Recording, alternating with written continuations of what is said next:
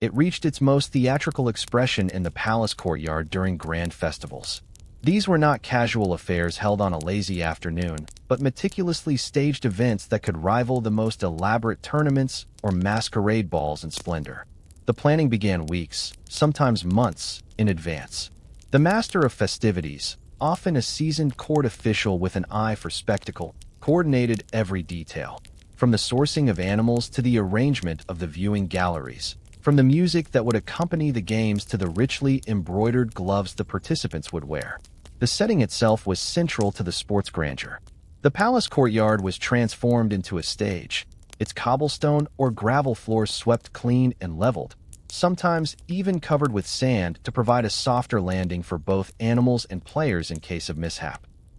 High above, the surrounding balconies and arcades were draped with banners bearing the coats of arms of the host family. Silken pennants snapped in the breeze, their colors catching the sunlight, while garlands of flowers, roses in summer, evergreen boughs in winter, wove between the columns.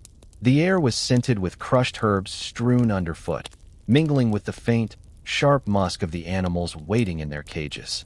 At the heart of the spectacle was the rope, deceptively simple in appearance, yet crafted with care. Made from tightly woven hemp or horsehair, it had to be both supple enough to snap taut at the right moment and strong enough to withstand repeated strain. Some ropes were decorated with tassels or fringes at the ends, a flourish that lent the game a touch of pageantry. Participants treated the rope with respect. Its mastery was the key to victory. An frayed or poorly made rope could ruin the day's sport. On the morning of the event, the courtyard would begin to fill. Nobles in richly colored silks and velvets mingled with foreign dignitaries invited to witness this uniquely European pastime. Servants bustled about, carrying trays of spiced wine or warming dishes of meat pies to sustain the guests. Musicians tuned their instruments, lutes, viols, and trumpets, ready to strike up a tune that would match the tempo of the game. The atmosphere was electric, a heady blend of anticipation and competition. Seating was arranged according to rank. The most prestigious positions were on the raised balconies, where monarchs and high-ranking guests could look down on the action. Below, along the edges of the courtyard, lesser nobles and favored members of the household took their places. Even further back, behind ornate screens or in shadowed alcoves, servants, artisans, and the occasional bold townsman might catch glimpses of the spectacle, though their role was often more practical. Driving the animals into position, resetting the ropes, or ensuring the safety of the crowd should an escaped fox dart toward the spectators. When the herald's trumpet sounded, conversation stilled. The master of festivities would step forward, his voice carrying across the courtyard, announcing the rules, the names of the teams, and perhaps a few words extolling the honor of the host. This was part of the game's theater, to frame what might otherwise be seen as a crude amusement in the dignified language of competition and chivalry. Then, with a wave of the hand, the first cage was opened. The fox, bewildered by the noise and movement, would bolt forward, often hesitating at the sudden openness of the courtyard before making a dash for escape. Two players, stationed at either end of the rope, would watch intently, knees slightly bent, ready to snap the rope upward the moment the animal's paws struck the center. The first toss was always the most anticipated. As the rope sprang taut and the fox arced into the air, the crowd gasped, then erupted in applause or laughter, depending on the height and grace of the throw. Musicians might punctuate the moment with a flourish of trumpets or a drum roll, enhancing the drama. The fox would land, scrambling to its feet in confusion, only to be herded again toward another pair of waiting participants. The game flowed in rounds, each pair of players taking their turn, the competition measured in height, style, and the occasional comic mishap when a fox doubled back or leapt clear over the rope. Between rounds, servants swept the courtyard, reset ropes, and distributed refreshments to the players, sweetmeats, candied fruits, and goblets of wine to keep spirits high. The camaraderie between competitors was genuine, though tinged with the unspoken desire to outperform one's peers. It was common for couples, husband and wife, or a lady and her favored courtier, to form a team, adding an element of flirtation to the proceedings. For some, especially the younger nobles, fox tossing was as much about being seen as it was about winning. The gleam of silk under sunlight, the confident stance with rope in hand, the laughter exchanged after a successful toss. All were opportunities to reinforce one's place in the intricate web of courtly reputation. The audience, too, played its part. Applause, cheers, and even gentle heckling created a lively rhythm that carried the game forward. Courtiers placed friendly wagers on who would achieve the day's highest toss, the stakes often including jewelry, hunting falcons, or promises of future favors. For the host, the spectacle was an investment, a demonstration of wealth, influence, and the ability to orchestrate an event that would be discussed for weeks, perhaps even recorded in the diaries and letters of those in attendance. Not all moments were lighthearted. Injuries to participants could occur, particularly when a fox, in a frenzy, lashed out with teeth and claws. Blood on silk cuffs or a scratch across a powdered cheek might briefly dampen the mood. But such incidents were often recast as badges of courage, proof of one's willingness to face the hazards of sport. The foxes themselves suffered far worse, though this reality was largely ignored or dismissed as part of the natural order. The prevailing mindset of the time placed human amusement well above animal welfare, and while some voices whispered dissent, they were drowned out by the laughter and music. As the day drew on and the sun began to cast long shadows across the courtyard, the games would reach their climax. The final rounds often featured multiple foxes loosed in quick succession, challenging participants to coordinate throws with dizzying speed.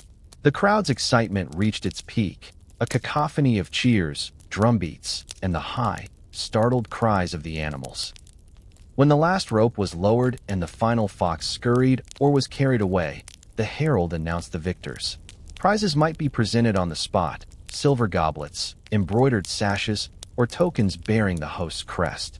Winners basked in applause, their triumphs recorded for posterity in court chronicles.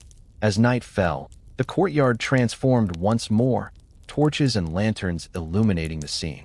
Musicians played on, now joined by dancers, and the scent of roasted meats and spiced wine filled the air.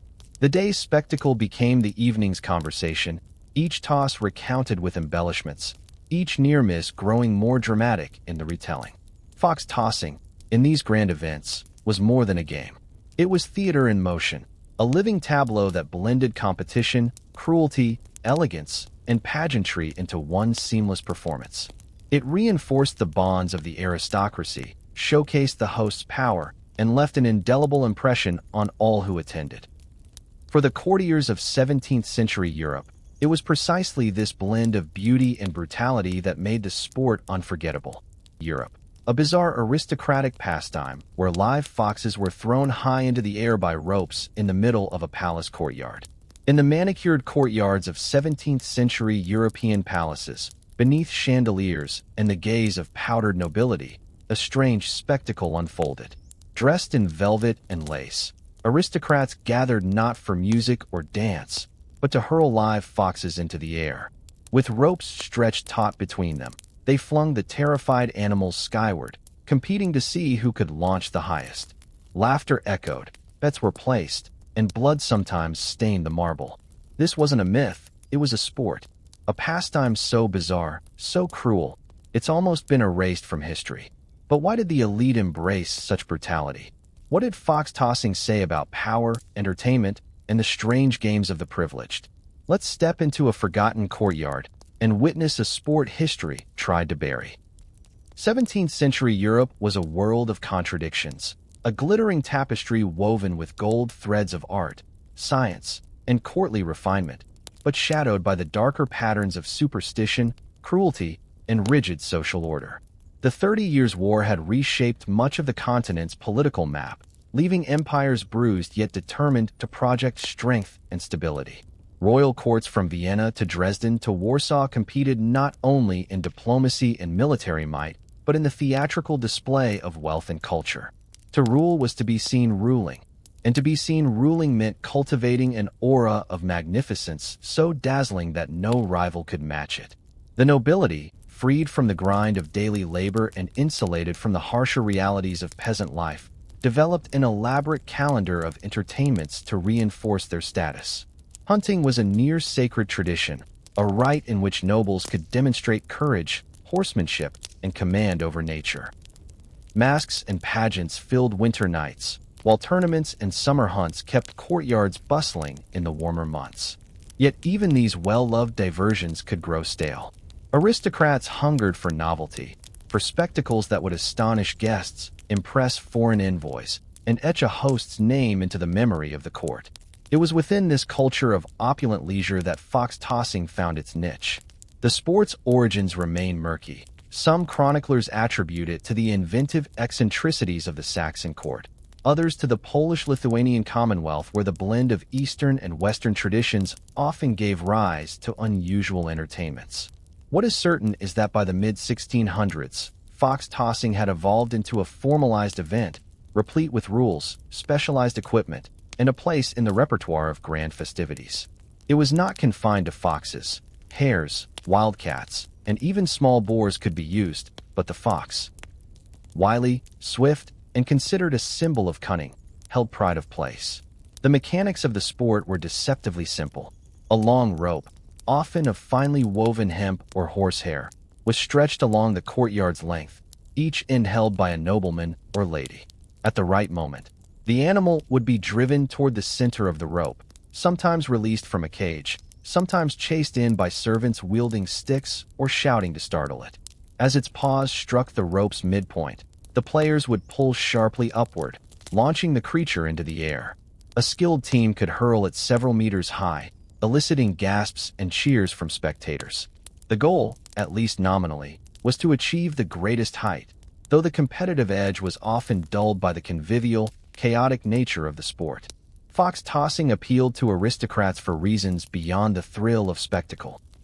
It was a game of coordination and timing, allowing men and women to compete together in a rare moment of public partnership.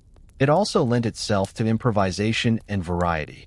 One could increase the difficulty by tossing multiple animals in quick succession, by competing in teams, or by setting challenges such as tossing while blindfolded. The unpredictability of the fox's movements kept the game lively. A fox might dart back toward its pursuers, slip under the rope entirely, or leap over it, sending the crowd into laughter or mock groans of disappointment. Yet beneath the laughter lay an undercurrent of cruelty that we cannot ignore. The animals rarely survived unscathed. Broken bones, internal injuries, and death were common outcomes. In an era when animal welfare was far from the public conscience, such suffering was accepted, even expected, as part of the game. The fox, stripped of its natural dignity, became a prop in a human drama of amusement and status. That this drama unfolded in the heart of Europe's most refined courts only deepens the paradox. Fox tossing flourished most vividly in Saxony under the reign of Augustus II, known as the Strong. A ruler famed for his physical prowess. Legends claimed he could break a horseshoe with his bare hands. Augustus had a taste for grand entertainments that bordered on the theatrical. His court in Dresden became a hub of elaborate festivals, where music, fireworks, and exotic spectacles mingled with feats of athleticism. Fox tossing fitted neatly into this repertoire, offering both danger and novelty. It allowed Augustus and his guests to display their vigor while reinforcing the social order. Nobles on the ropes, servants driving the animals, and the unfortunate creatures themselves serving as the pivot point of the sport. The palace courtyard was the perfect stage. Its open space allowed for long, taut ropes. Its surrounding galleries provided seating for dignitaries and a vantage point for the less favored. On festival days, the air would hum with anticipation as participants took their positions. Musicians might play to heighten the drama, their trumpets and drums punctuating each successful toss. Ladies in embroidered gowns and powdered wigs stood opposite men in plumed hats and brocaded coats, their hands wrapped in gloves to grip the rope firmly. At a signal, the game would begin, and the fox, bewildered and panicked, would become the center of a spectacle that blended sport, performance, and cruelty into one. What made fox tossing particularly intriguing to its contemporaries was its dual nature. On one hand, it was a display of elite leisure, requiring no practical skill beyond coordination and timing.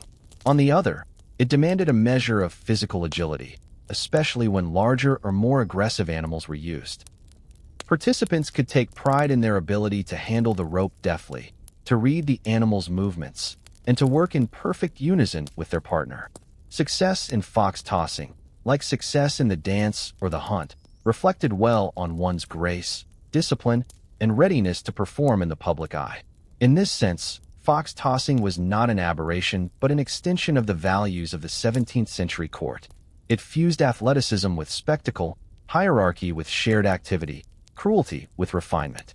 It was both a product and a mirror of its time, a time when the European elite lived under the constant pressure to outshine their peers, when the pursuit of novelty could push entertainment into the realm of the absurd, and when the boundaries of acceptable amusement were drawn far from where we place them today. As the sport gained popularity, it began to feature in diplomatic gatherings and state festivities, sometimes alongside more familiar contests such as archery or fencing. Chroniclers recorded astonishing feats. Foxes tossed so high they cleared the height of the courtyard walls, ropes snapping under the force of the throw, and participants tumbling in laughter or mock distress when an animal slipped free. These accounts, half in awe and half in jest, remind us that fox tossing was, for a time, woven into the cultural fabric of Europe's ruling class. But even in its heyday, fox tossing drew criticism. Some observers found it tasteless or unnecessarily cruel, particularly when injuries to participants occurred, for foxes, when cornered, could bite and scratch fiercely. Such dissenting voices, however, were often drowned out by the music, the laughter, and the applause. The court moved on, the ropes were reset, and the next fox was driven into place. In this world of splendor and shadows, fox tossing thrived as both entertainment and social ritual. It was a pastime that captured the peculiar alchemy of 17th century Europe. A blend of elegance and savagery, camaraderie and competition, all played out in the polished heart of the palace. To understand how it could exist is to understand the society that embraced it. A society at once brilliant and brutal, obsessed with display, and always hungry for the next spectacle. Elegance carried with it a dangerous undercurrent that both thrilled and unnerved its participants. Beneath the silks and powdered wigs, under the banners fluttering in the wind, there was always the possibility that the game could turn, that the roles of hunter and hunted might shift, if only for a moment. The danger was part of the allure. Every noble who stepped into the courtyard knew that foxes were not passive playthings. Even when half-dazed by confinement, they possessed sharp instincts and sharper teeth. Their bodies were wiry and quick, capable of sudden bursts of speed and strength that could surprise even the most experienced players. And yet, this unpredictability was precisely what gave the sport its frisson. The idea that control could slip, that a flicker of chaos might ignite in the midst of pageantry. Accidents began with a single misjudged step, a slack rope, or a fox that veered at the last possible moment. In one oft-repeated tale from the Saxon court, a young countess, eager to impress her suitors, leaned too far forward during her toss. The fox, sensing an escape, bolted not into the air but directly toward her, sinking its teeth into the hem of her gown. Startled, she stumbled backward, her partner losing grip on the rope, and the pair tumbled onto the sand in an ungainly heap. The crowd gasped, then laughed, and the incident was retold for weeks, though the countess herself bore faint scars on her ankle as a permanent reminder. Some mishaps were far graver. A cornered fox could become a whirlwind of claws and fangs, lashing out at any hand or leg within reach. The thick gloves worn by players provided some protection, but not always enough. There are records, and here the historian's accounts grow grim, of fingers gashed to the bone, of eyes narrowly spared by a lucky blink. In rare but memorable cases, the game claimed lives, though these were often hushed up in official records to preserve the sport's genteel image. One chronicler speaks of a Saxon prince's cousin who fell backward onto a stone edge after being knocked off balance, never to rise again. Horses, too, were sometimes drawn into the chaos. In certain variations of the sport, mounted nobles would help drive the animals toward the ropes, but a startled fox could cause a steed to rear, sending rider and horse alike crashing to the ground. These moments, though infrequent, became the whispered cautionary tales of the game. stories shared in low tones in the antechambers before a tournament began. And yet, for all the danger, few were deterred. Indeed, the risks seemed to heighten the sport's prestige. To stand unflinching in the face of a lunging fox was to prove oneself not just a courtier, but a figure of courage and control.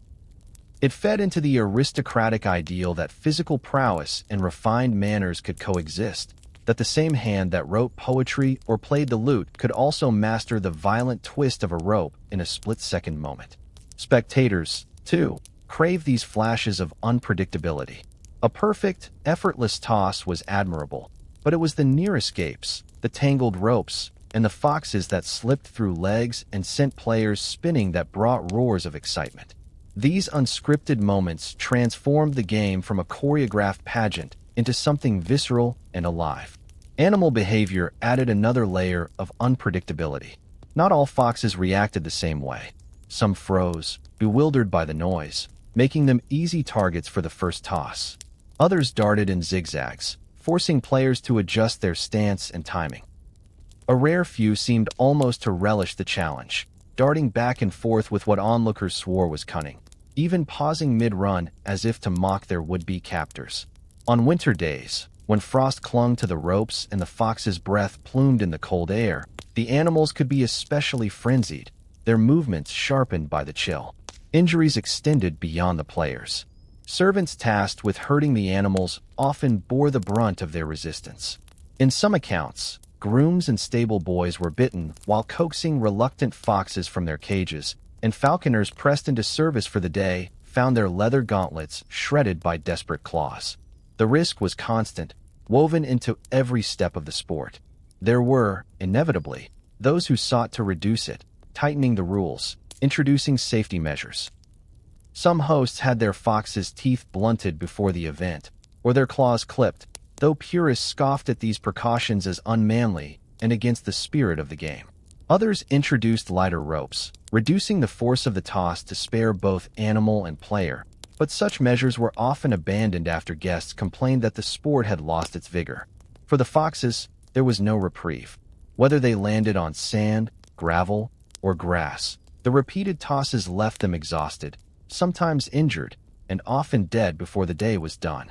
But the suffering of the animals, though visible, was seldom remarked upon in the chronicles of the time. The game was framed as a display of human skill, with the foxes cast in the role of living equipment. Unpredictable, yes, but ultimately disposable. The tension between beauty and brutality defined fox tossing's dangerous side. One could look upon the same courtyard and see two entirely different scenes. From the balcony, a graceful dance of coordinated movement. At ground level, a struggle between human hands and desperate animal bodies. The dissonance was part of what fascinated foreign visitors who wrote of the sport in travelogues, often with a mix of admiration and unease. And yet, it was the danger, the very real possibility of injury or humiliation, that kept fox tossing alive in the courts of Europe for decades. The participants knew they played with more than just rope and reflexes. They played with reputation, with physical risk, and with the fleeting thrill of mastery over something untamed. In that way, each match was a microcosm of the aristocratic worldview. Life as a game of balance between elegance and dominance, civility and violence. As winter festivals came and went, the dangerous side of the sport became almost a tradition unto itself. Guests would whisper to newcomers, recounting tales of near disaster from years past, pointing to the spot where a duchess had been knocked flat or a margrave had limped away nursing a bloodied hand. These stories, embroidered in the telling, lent an aura of legend to each new event, ensuring that even as fox tossing's cruelty was ignored, its dangers would never be forgotten.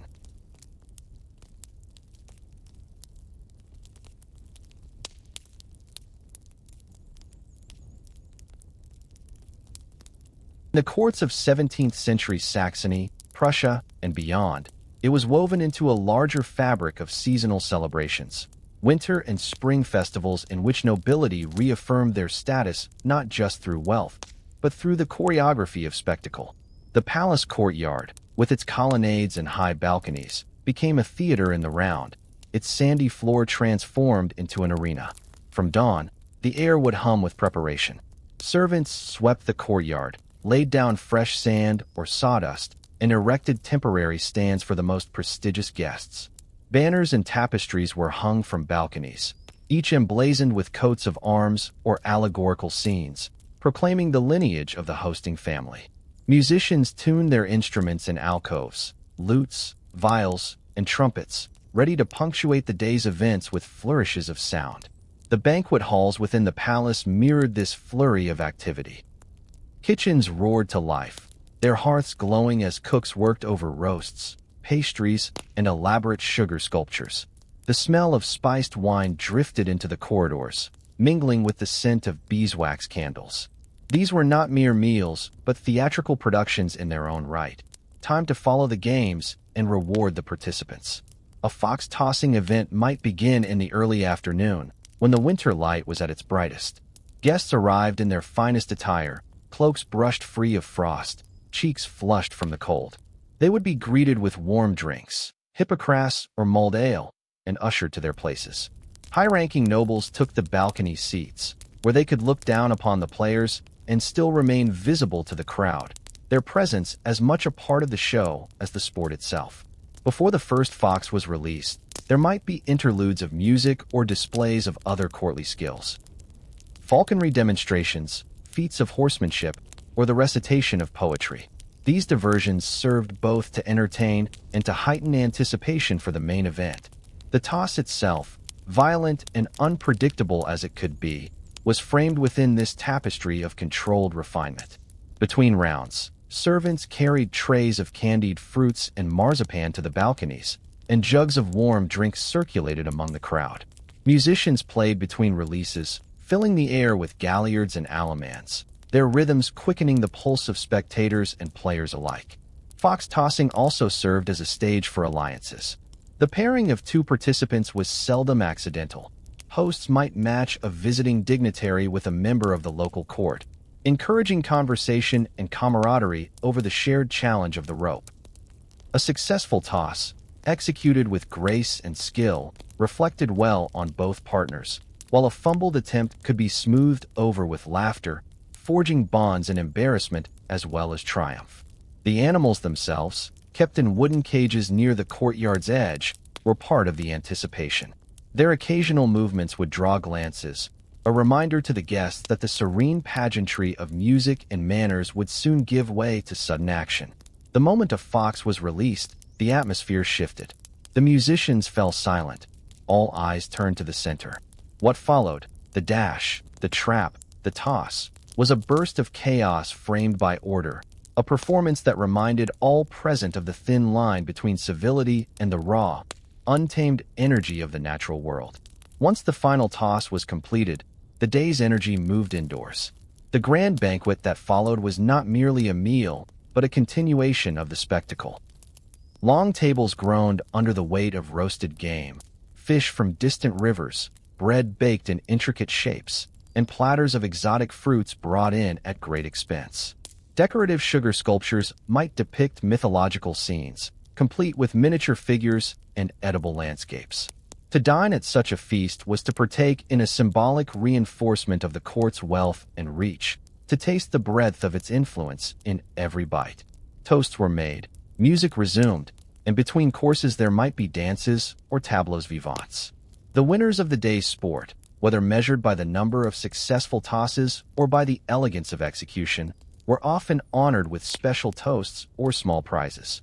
These could be anything from fine gloves to a delicate piece of jewelry, tokens that carried both personal and political weight.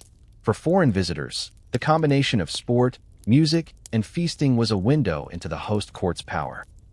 Reports of such days traveled across Europe, carried in letters and memoirs.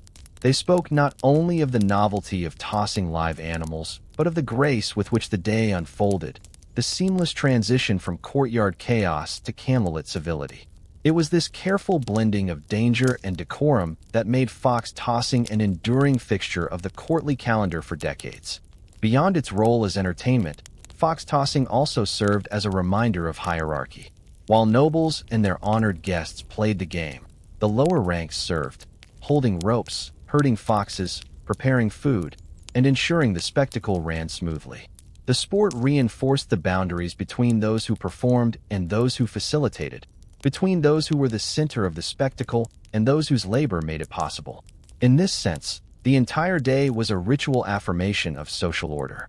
Even in its brutality, fox tossing was a celebration of control. Control over animals, over the environment, and over the careful dance of appearances that defined noble life.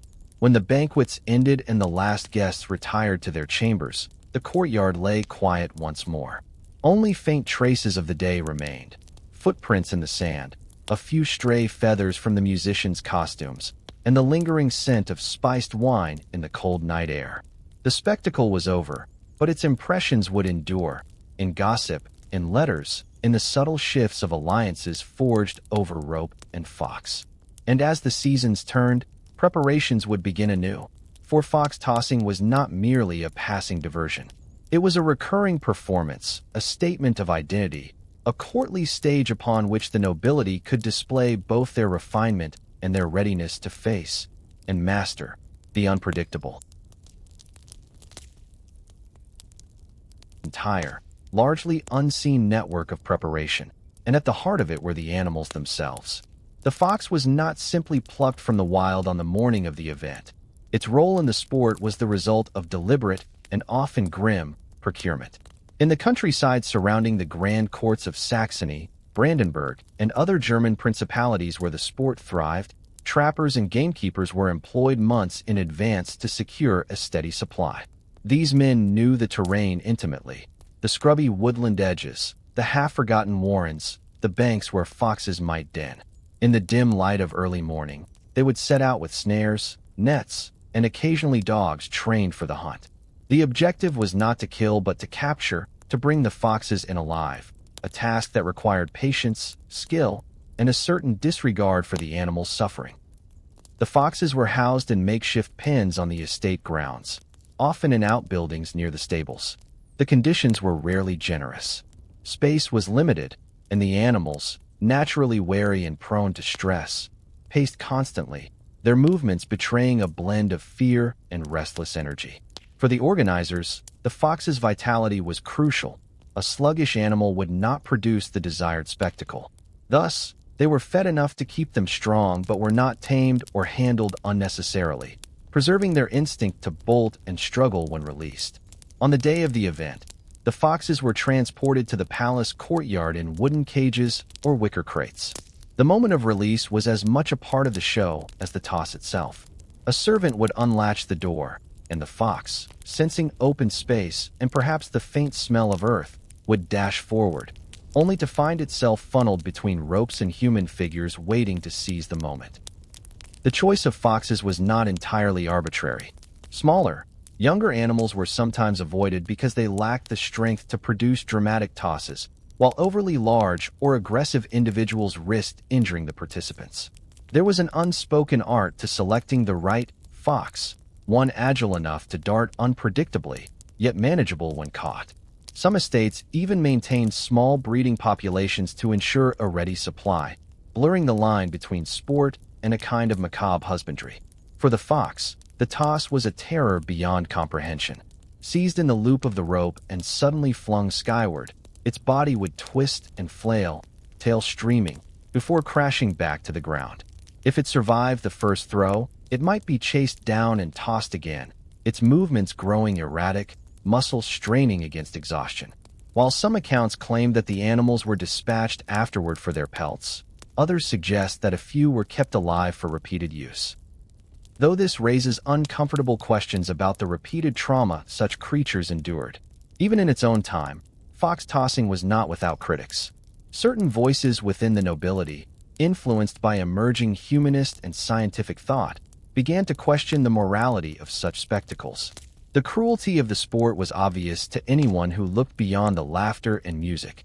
Yet, as with bull baiting or bear baiting in other parts of Europe, the suffering of the animal was often rationalized as part of the entertainment's natural order, an echo of the hunt, albeit transposed into the safety of a courtyard. That rationalization also drew upon the symbolism of the fox itself. In European folklore, the fox was a trickster, a thief, and a deceiver. To capture, toss, and ultimately master such a creature was to enact a kind of moral allegory, the triumph of human wit and strength over cunning nature. The nobility could thus enjoy the sport not only as entertainment, but as a symbolic assertion of their role as rulers and tamers of the world around them. But the fox, of course, had no such understanding. To it, the courtyard was not a stage but a trap, the rope not a test but a death threat. In the rare moments when a fox managed to slip the handlers and dart into the crowd or beyond the palace gates, chaos would erupt. Servants would give chase, the music would falter, and the court would be reminded, however briefly, that nature, even cornered, could still defy its captors. The preparation of foxes also intersected with the broader culture of game management in the 17th century. Many noble estates maintained enclosed hunting parks stocked with deer, boar, and smaller game. These parks were both practical and symbolic. Practical in that they ensured a constant supply of animals for the hunt. Symbolic in that they demonstrated the landowner's control over nature. Fox tossing was an extension of this same philosophy, but distilled into a more theatrical and more brutal form. The animal was not simply pursued over miles of countryside, but captured, confined, and presented at the appointed hour, its fate sealed before the first cheer rose from the balcony. To modern sensibilities, the entire process feels unsettling, a blend of spectacle and exploitation that leaves little room for empathy. Yet to the participants and spectators of the time, the fox was part of a long tradition of living props in courtly entertainment. Alongside trained bears, leashed stags, and exotic animals brought from distant colonies, it occupied a space between curiosity and expendable resource. Its death or injury was not the focus, but neither was it a matter of regret. This dissonance is perhaps what makes fox tossing so revealing as a cultural artifact. It was not simply a sport, it was a lens through which the values of its age can be examined. The careful breeding, the trapping expeditions, the caging and transport, all of these reveal an infrastructure of cruelty sustained by the wealth and tastes of Europe's elite. And within that structure, the fox itself was both victim and symbol, its brief, violent flight across the courtyard embodying the tensions between civilization's polish and the raw instincts it sought to master. In the quiet aftermath of an event, when the music faded and the banquet halls emptied, the fate of the foxes was rarely recorded. Some were skinned, their pelts becoming collars or trims on the very garments worn by those who had laughed as they were tossed. Others may have been discarded without ceremony, their usefulness spent. A few perhaps lived on, hidden away in the estate's outbuildings, awaiting the next festival. Their stories, like the sport itself, were swallowed by the passing of time. But the shadows they cast remain, stretching from the palace courtyard into our own uneasy reflections on the price of spectacle. The pageantry surrounding them was the polish that transformed brutality into courtly entertainment. Fox tossing was never presented as mere animal baiting. It was wrapped in the finery, ceremony, and artistry that characterized the aristocratic gatherings of 17th-century Europe. The palace courtyard, usually a space of ceremonial arrivals and military drills, became a stage. In the days leading up to the event, servants scrubbed the paving stones and hung banners from balconies. Heraldic flags of the hosting family snapped in the wind, while garlands of greenery and flowers, often imported at great cost in the colder months, softened the hard lines of the architecture. The effect was deliberate, to frame the space as an arena of prestige, where even the most violent spectacle could be perceived as an expression of refinement. On the morning of the toss, musicians arrived first.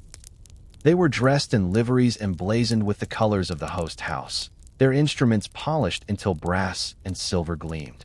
The music was not incidental. It provided both atmosphere and oral distraction. A lively fanfare would announce the arrival of the nobility, while a steady, almost dance-like rhythm accompanied the handling of the ropes.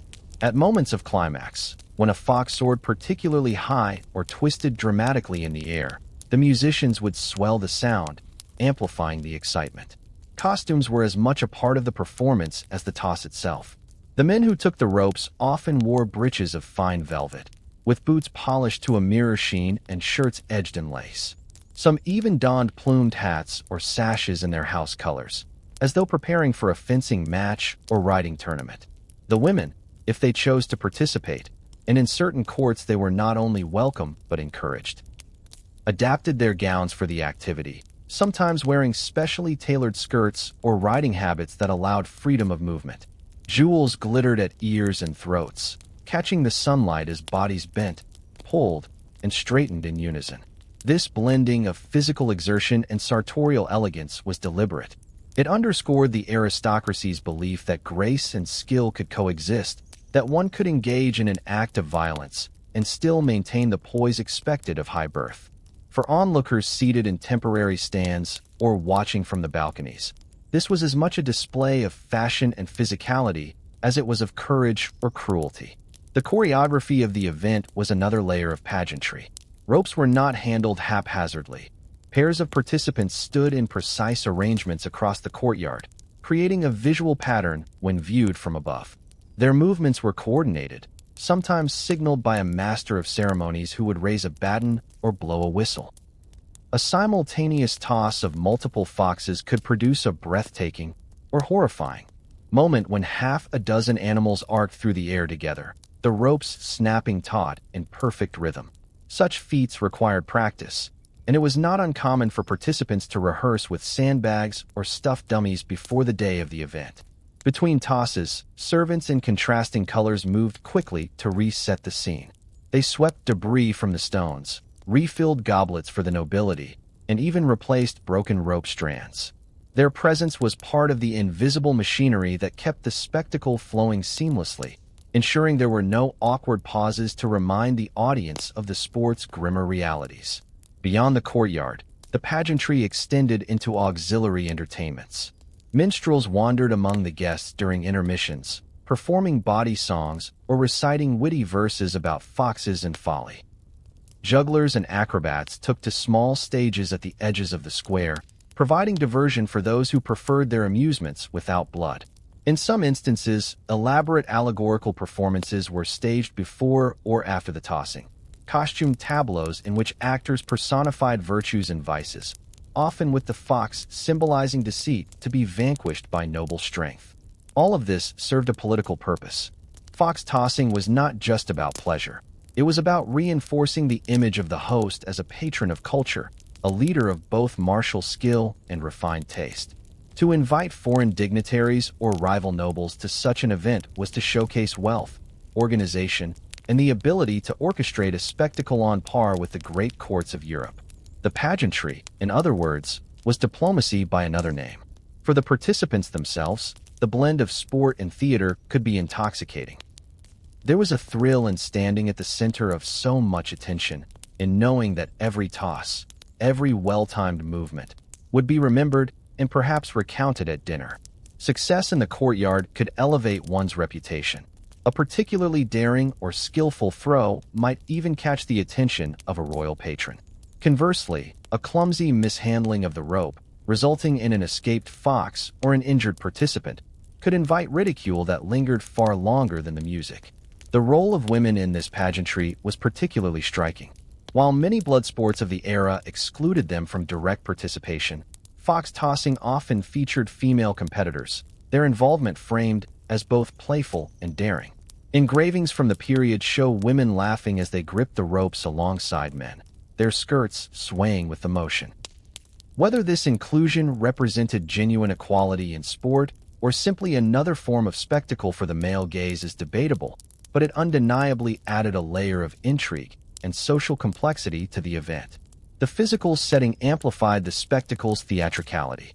Torches were lit in the late afternoon, their flames flickering against the stone walls as shadows lengthened. In winter months, the cold air added a visible breath to the performers and spectators alike, creating an almost operatic atmosphere in which every movement seemed heightened. The smell of pine boughs, fox musk, and the faint tang of spiced wine mingled in the air, a sensory palette that tied the pageantry to the primal undercurrent of the sport. The effect of all this ornamentation was to transform the tossing of live animals, an act that, stripped of its context, might appear brutish, into a display that could be admired, applauded, and remembered without discomfort.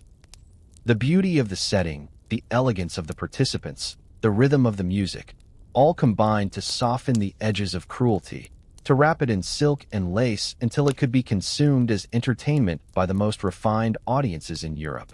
Yet beneath the banners and ballads, the reality remained unchanged. The fox's arc through the air was the same whether witnessed in a muddy village square or a gilded palace courtyard. The pageantry did not lessen the impact when it landed, nor the panic in its eyes as it was seized again. What it did do was allow those watching to feel part of something grand rather than something cruel, to believe, if only for an afternoon, that beauty and brutality could exist in harmony. This illusion was perhaps the greatest performance of all, and it was one the courts of 17th-century Europe executed with masterful precision. In existence, rivalries were the threads that brought color and tension to the sport. While the spectacle itself was designed to entertain and impress, competition among the aristocracy turned the courtyard into something more than a stage.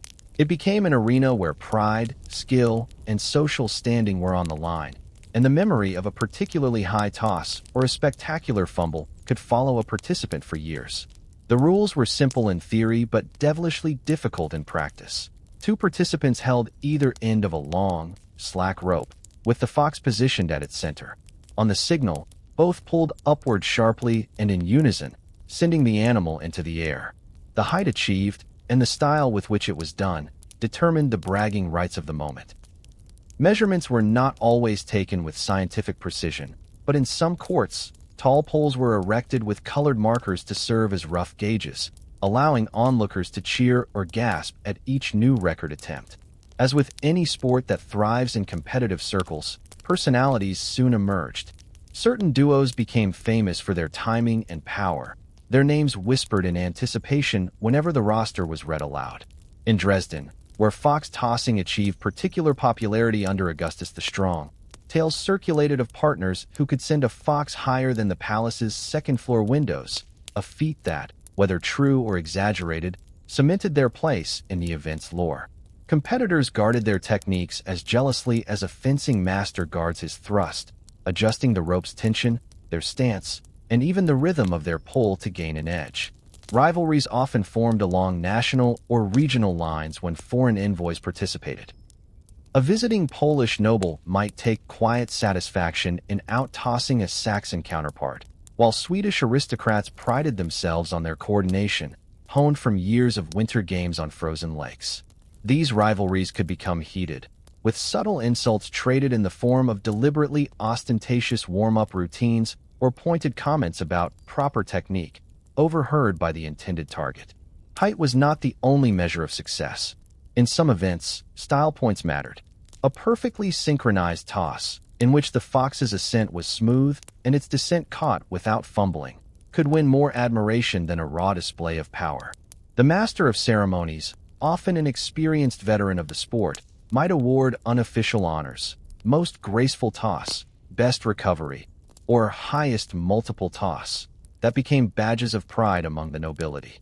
These accolades, though informal, were repeated in drawing rooms and salons long after the event, subtly shaping reputations.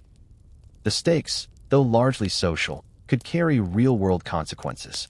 In an environment where alliances and rivalries extended into politics and court influence, a poor performance could damage the perception of one's vigor, coordination, or even masculinity. Conversely, excelling in the courtyard could reinforce an image of strength and competence useful in both diplomatic and domestic spheres. Fox tossing, bizarre though it may seem to modern sensibilities, was woven into the complex dance of prestige and perception that governed aristocratic life. It was not uncommon for wagers to accompany the rivalries. Gold coins, fine wines, and even prized hunting dogs might change hands over the course of a day's competition. These bets, discreetly placed before the opening fanfare, added an extra charge to the air. The knowledge that a few seconds' coordination could yield or cost a small fortune sharpened every motion, making each toss as much a matter of the purse as of pride. The presence of women in the competitive ranks added another layer of intrigue.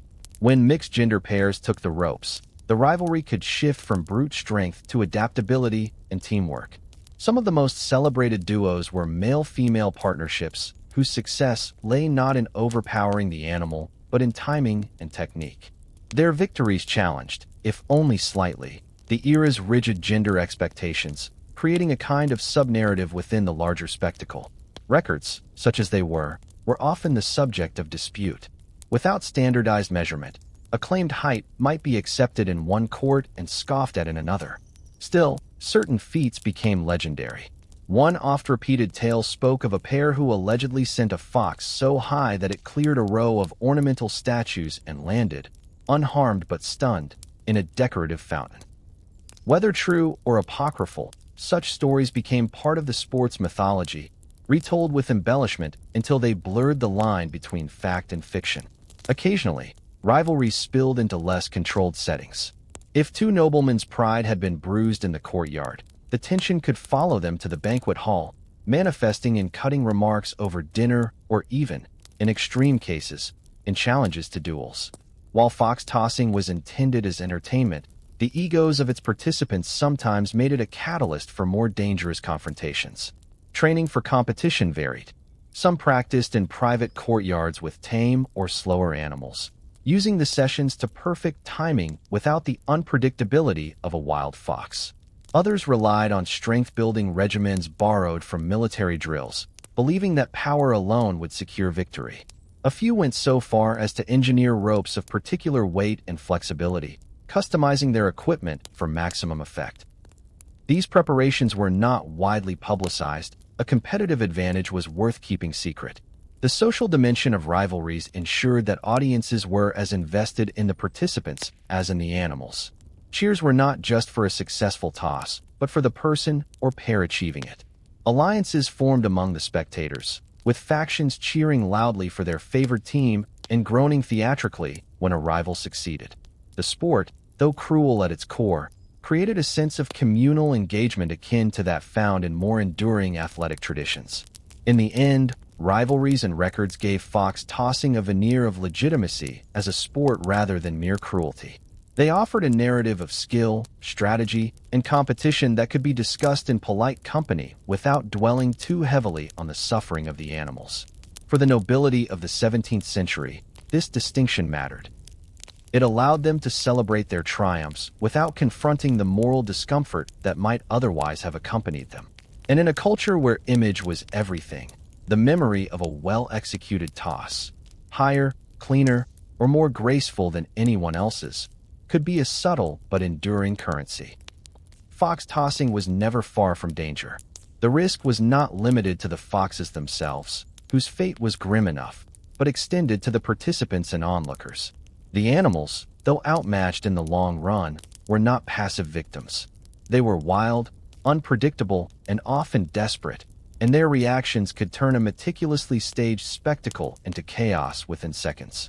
The physical demands of the sport required timing, coordination, and trust between partners, but no amount of skill could completely remove the element of chance. The most common accidents occurred when a toss went awry.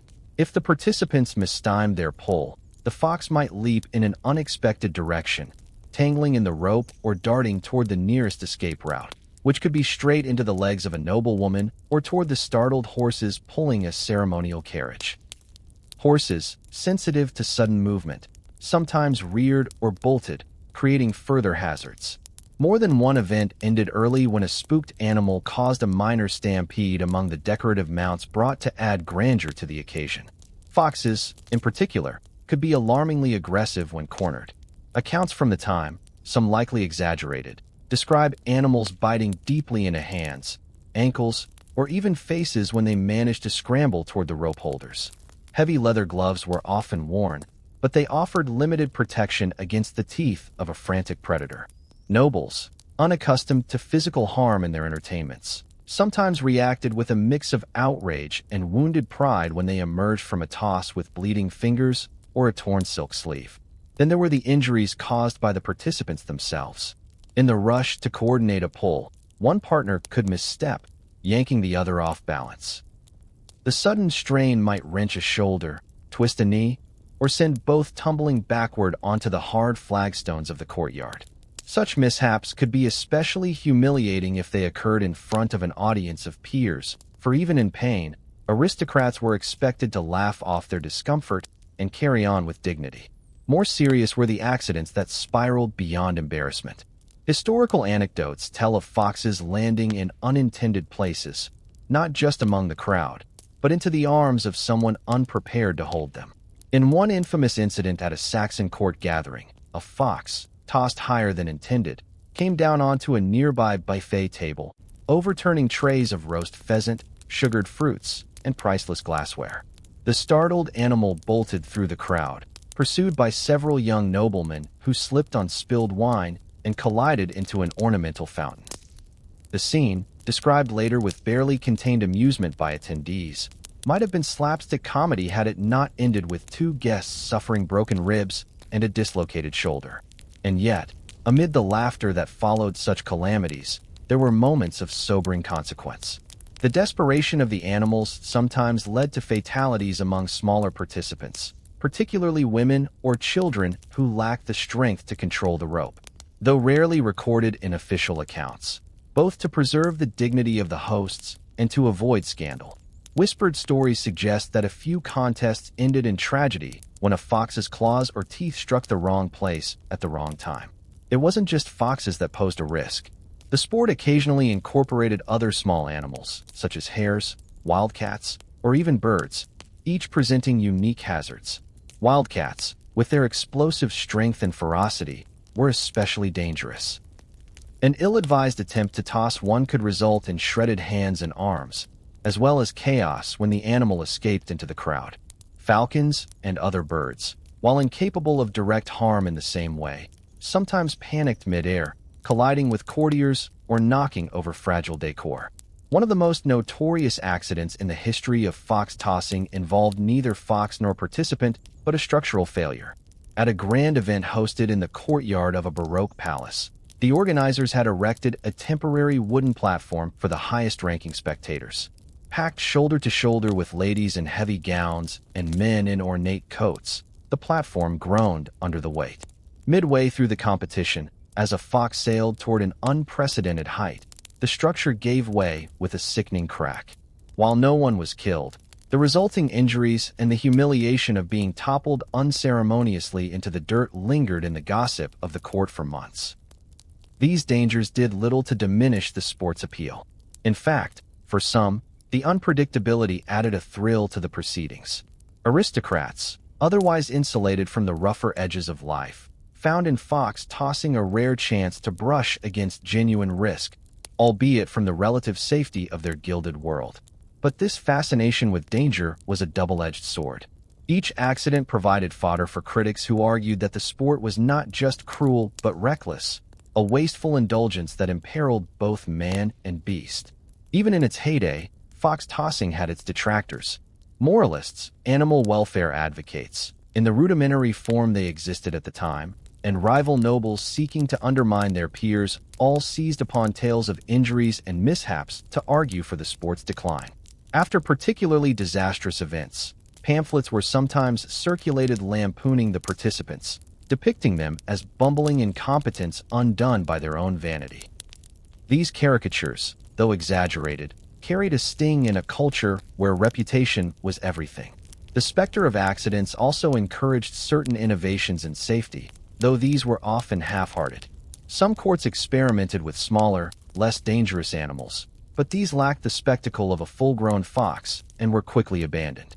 Others tried modifying the tossing surface, replacing hard stone with packed dirt or straw to soften landings. But this did little to protect the human participants from the injuries caused by sudden, uncontrolled movements. The truth was that the inherent unpredictability of dealing with wild animals made accidents inevitable. In the grand halls where these tales were recounted, the line between tragedy and entertainment often blurred. A severe injury might be the subject of whispered sympathy one evening and the punchline of a bawdy anecdote the next. This shifting response reflected the moral contradictions of the age. Cruelty could be acceptable so long as it was couched in elegance, and danger was tolerable if it made for a better story. Ultimately, the accidents and tragedies of fox tossing were part of what defined its legend. They lent the sport a dangerous glamour, a sense that each event teetered on the brink of chaos. In the minds of its participants, this edge of unpredictability was not a flaw, but an allure. Proof that even in a controlled world of etiquette and hierarchy, a moment could come when silk and lace were no protection against the wild. Two things were truly idle amusements. Even the most seemingly frivolous pastimes could serve as instruments of influence, mirrors of hierarchy, and stages for political maneuvering. Fox tossing, with its theatrical mix of cruelty, skill, and spectacle, was no exception. Beneath the laughter, the fluttering fans, and the gasps at each soaring toss, it was a subtle yet potent exercise in displaying and consolidating power. The very setting of a fox tossing event made its political undertones clear. They were rarely held in small or private spaces. Instead, they unfolded in expansive palace courtyards or grand, open squares, surrounded by the architecture of authority, towering columns, ornate balconies, and heraldic banners fluttering above. These visual cues reminded everyone present, participant and observer alike, that the host controlled not just the animals and the contest, but the stage upon which all eyes were fixed. Invitations to such events were not distributed casually. Attendance was a privilege, often reserved for the nobility, influential courtiers, and foreign dignitaries whose favor the host sought to win. To stand in the inner circle, closest to the action, was to be recognized as part of the ruling elite's trusted sphere. Even the act of pairing participants, deciding who would stand opposite whom holding the rope, could send quiet ripples through court politics. A pairing with a favored noble might signal rising influence. Being relegated to the edges could hint at a fall from grace. Participation itself was a declaration. To take the rope, especially in front of the highest-ranking members of society, was to demonstrate not only physical coordination but a willingness to embrace the shared cultural language of the elite. Those who performed well, sending foxes arcing high into the air with precision and elegance, could win admiration that translated into more than just applause. Such displays were noticed, remembered, and sometimes rewarded with invitations to more exclusive gatherings or with subtle boosts in political capital. For monarchs and princes, fox tossing offered an opportunity to cultivate an image of vigor and command.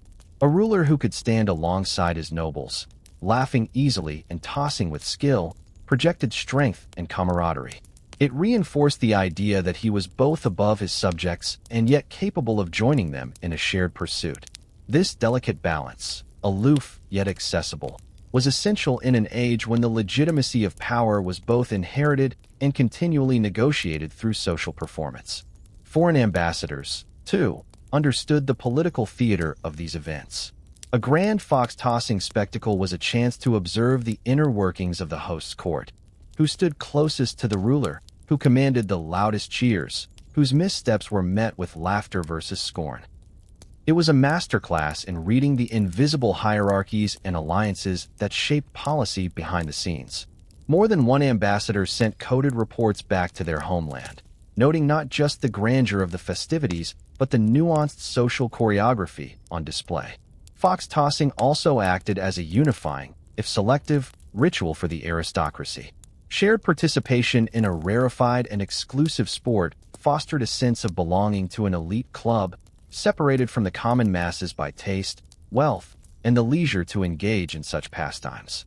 It was, in essence, a physical manifestation of class solidarity, even if that solidarity was riddled with rivalries and shifting alliances. By engaging in a sport that was inaccessible to all but the wealthiest, participants reinforced the boundaries between themselves and the world beyond the palace gates. Yet this exclusivity carried risks. The same qualities that made fox tossing a potent symbol of status also made it a target for criticism. Moralists, satirists, and even rival nobles could seize upon the spectacle as an example of decadent excess.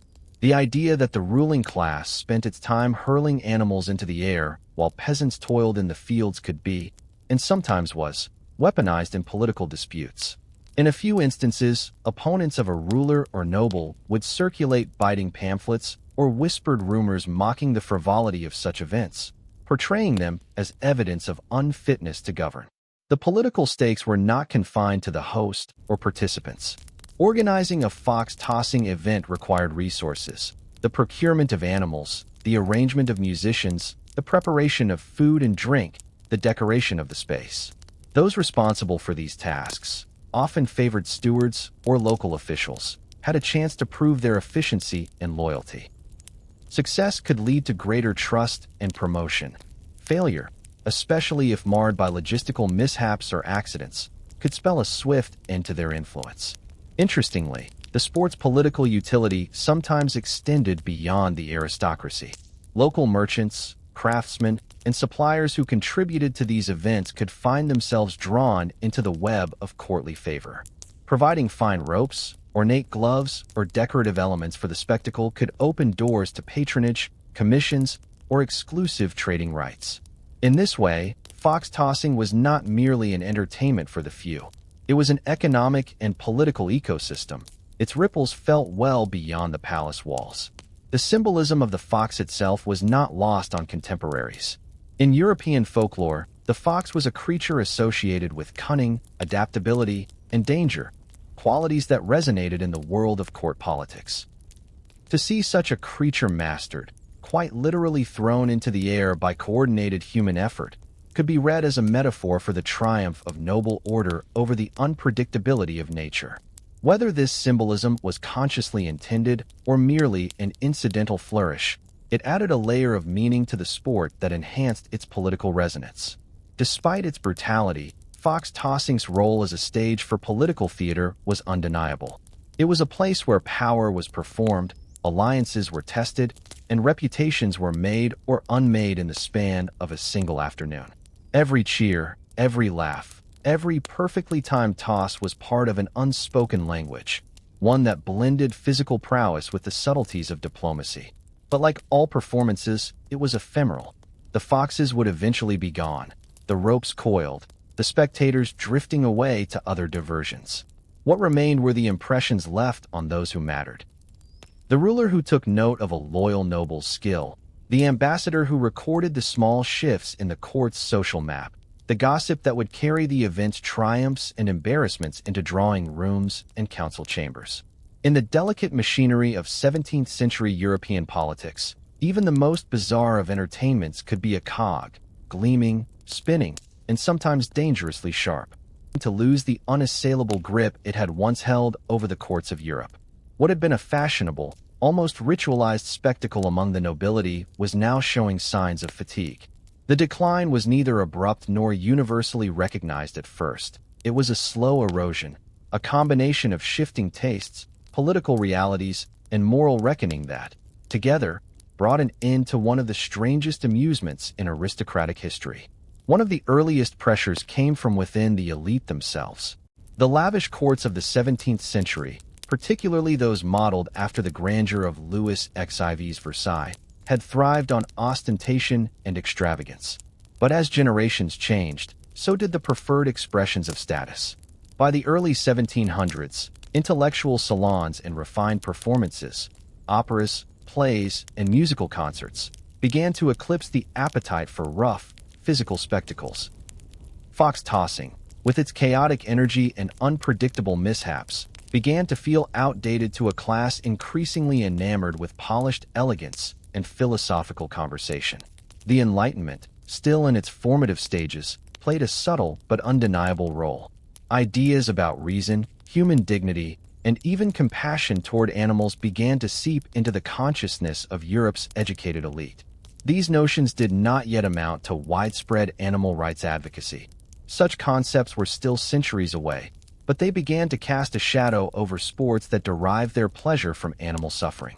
Fox tossing, so visibly brutal, was an easy target for those who wished to signal moral refinement. At the same time, the political climate in many parts of Europe was changing. In regions where rulers faced internal unrest, costly wars, or fragile alliances, conspicuous displays of frivolity risked backlash. Courtiers and monarchs alike were aware that their subjects, burdened by taxes and hardships, could resent such indulgences.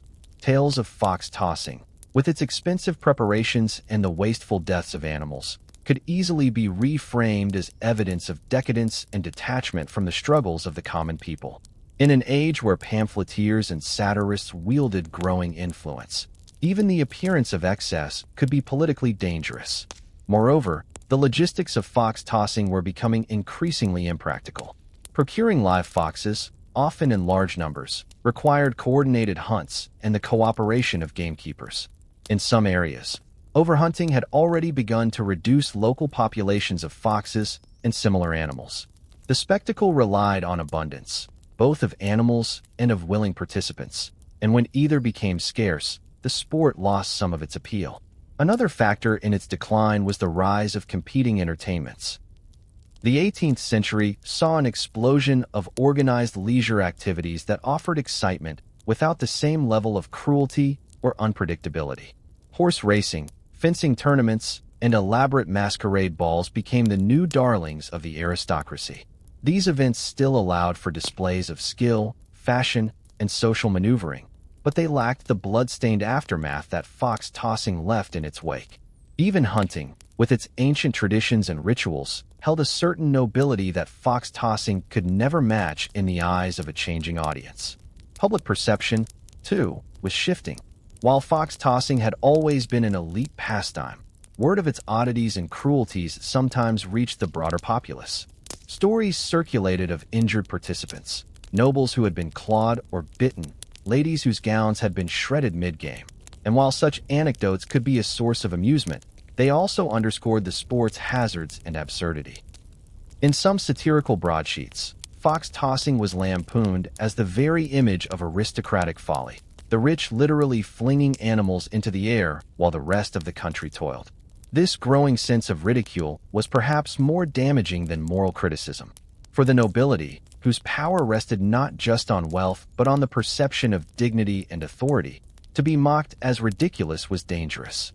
A pastime that once served as a stage for grace, skill, and political display was increasingly seen, at least by some, as an anachronism, a relic of a more barbaric age. There were also isolated incidents that tarnished the sport's reputation. On occasion, injuries went beyond the expected scratches and bites. Historical records, though sparse, suggest that serious accidents did occur. A particularly vicious fox could lash out at both tossers, or a misstep could send a participant sprawling. In rare but memorable cases, these mishaps had lasting consequences, leading to whispers that the sport was more dangerous than it was worth. For older or high-ranking nobles, the risk of humiliation or injury began to outweigh the potential rewards of participation. The decline was not uniform across Europe. In certain German and Polish courts, fox tossing persisted into the mid-18th century, often adapted into tamer forms with fewer or no live animals. Some events substituted stuffed dummies or dead animals, transforming the contest into a kind of symbolic gesture rather than a lethal one. While these modifications retained a trace of the original spectacle, they also stripped away the unpredictability that had once been its main draw. For purists, it was no longer truly fox tossing, merely a shadow of the sport they had known. By the latter half of the century, fox tossing had all but vanished from the mainstream repertoire of aristocratic amusements. Its disappearance was so gradual that few seemed to notice or mourn it. Other pursuits simply filled the void, and the memory of the sport slipped into obscurity. It survived mainly in the pages of satirical works, the occasional diary entry, or the colorful travelogues of foreign visitors who recounted the strange things they had seen at European courts. In a way, fox tossing's fate was sealed by the very forces that had once sustained it: fashion and the desire to project status. The nobility's tastes were as fickle as they were influential. Just as quickly as they had embraced the sport in the 17th century, they turned to new amusements that better reflected their evolving self-image. The brutality that had once been a mark of aristocratic boldness now threatened to appear as a mark of barbarism. The fall of fox tossing offers a curious lesson in the life cycle of elite pastimes. It shows how entertainment is never just entertainment. It is a mirror of the values, insecurities, and ambitions of the society that embraces it. As those values shift, the amusements must adapt or vanish. For fox tossing, adaptation came too late, and the sport that once launched foxes skyward with roars of laughter became instead a cautionary anecdote in the annals of leisure. Its passing did not inspire reform or reflection on animal cruelty in any broad sense. those debates would come much later. But it did mark a small turning point in the aesthetics of aristocratic life. The grandeur of the court would henceforth be measured less by its ability to dominate and destroy, and more by its capacity to charm, to impress, and to cultivate an image of cultured sophistication. Fox tossing, with all its noise, chaos, and cruelty, belonged to a different age, and the 18th century was moving on. Emptied of its ropes, nobles, and startled animals, the spectacle did not vanish entirely. Like all curious human inventions, it left behind echoes, faint at first, then more tangible as historians, satirists, and artists began to frame the sport in their own way. These echoes, scattered across the cultural landscape of Europe, ensured that fox tossing would never be wholly forgotten, even as the game itself disappeared. In the decades after its decline, fox tossing often appeared in satire. Political cartoonists, particularly in the German states and Poland where the sport had once been popular, found it a convenient metaphor. In woodcut prints and illustrated pamphlets, aristocrats were depicted tossing not foxes, but caricatured figures of rival nobles, ministers, or even foreign ambassadors. The game's absurd mechanics, the sudden lift, the helpless midair suspension, and the inevitable crash, made it a perfect visual shorthand for political rise and fall. Such imagery was not subtle, but its familiarity ensured audiences understood the message instantly. Memoirs and diaries from the 17th and 18th centuries also preserved the sport's memory, often in the tone of incredulous amusement. One courtier writing in Saxony described it as a game fit for neither gentleman nor beast, yet still devoted several pages to recalling the colorful details of a particular afternoon when a fox, instead of being caught by the taut ropes, managed to dart directly into the banquet table and upend several trays of spiced wine. These personal accounts, with their mix of humor and horror, kept the image of fox tossing alive in private conversation and later in historical collections. The sport also found its way into art, though rarely as a central theme. In some cases, it appeared almost incidentally, tucked into the background of grand court paintings that aimed to capture the fullness of aristocratic life. A small group of figures might be seen in a distant courtyard, ropes in hand, while the main scene unfolded elsewhere. For modern viewers, these details can seem startling, a reminder of how normalized the pastime once was, so much so that it could be treated as mere decoration in a larger tableau.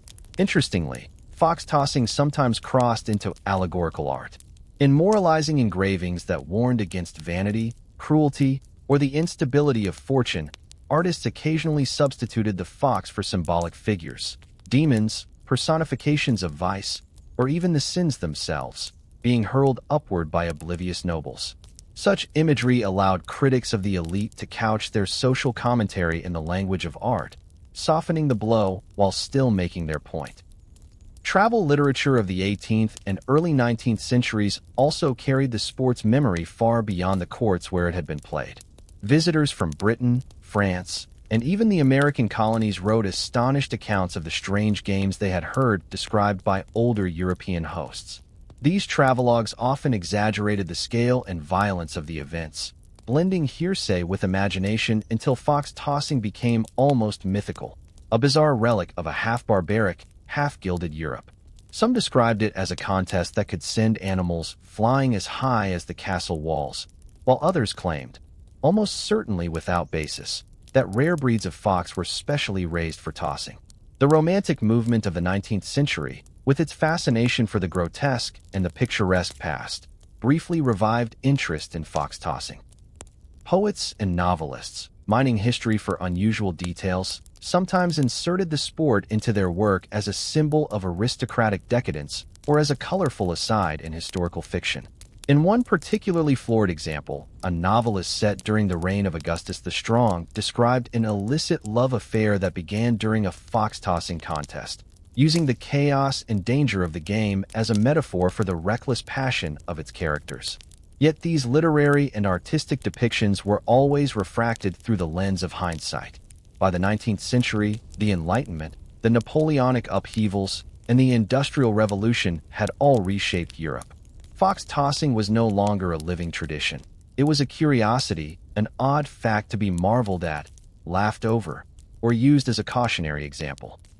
Writers and artists could safely portray it without fear of offending powerful patrons, because the nobles who had once participated were long gone or their descendants had moved on to other, more respectable pastimes. The scholarly interest in fox tossing emerged later, in the late 19th and early 20th centuries, when historians of sport began cataloging the games and diversions of earlier eras. For these scholars, fox tossing was a case study in the intersection of leisure, social status, and cruelty. They dissected its rules, its cultural context, and its decline, often drawing comparisons to other blood sports such as bear baiting, cockfighting, and bull baiting. Some historians argued that fox tossing revealed more about the psychology of the elite than about the game itself, a reflection of the need to assert control over nature and to stage spectacles that reinforced social hierarchies. Museums occasionally featured fox tossing in exhibitions on court life, though usually in the form of small artifacts or reproductions rather than grand displays. A preserved length of braided rope, labeled as possibly used in 17th-century animal sport, might sit in a glass case beside engravings of noble festivities. These modest displays rarely drew large crowds, but they intrigued visitors who stumbled upon them, prompting questions about how people of the past could find amusement in such brutality. By the 20th century, the memory of fox tossing had settled into the realm of the obscure. It appeared in niche histories, in footnotes to biographies of European monarchs, and in the occasional sensationalist magazine article about strange sports of the past. Each retelling added its own embellishments, and over time, the sport's image became a blend of fact and folklore. The disclaimer, "This information has not been verified," often accompanied the more extravagant claims.